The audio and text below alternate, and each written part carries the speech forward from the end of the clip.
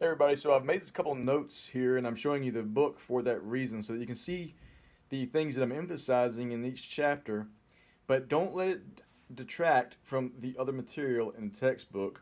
These are items to emphasize, but they are not the only items that are fair game on the quiz, and they are definitely not the only items that are important.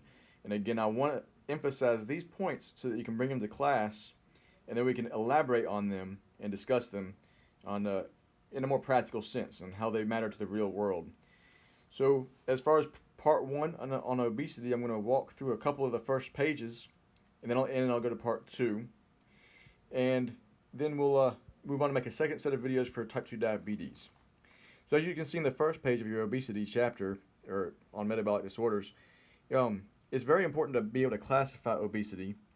And here you see where you can classify overweight or obese clients based on their BMI, and the adipokines that you okay that's see that this is might be a new word to many of you.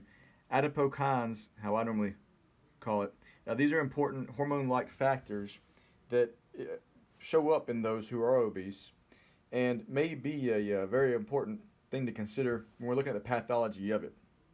Read up on that, be able to define adipokines, and be able to classify the client according to the stage of obesity.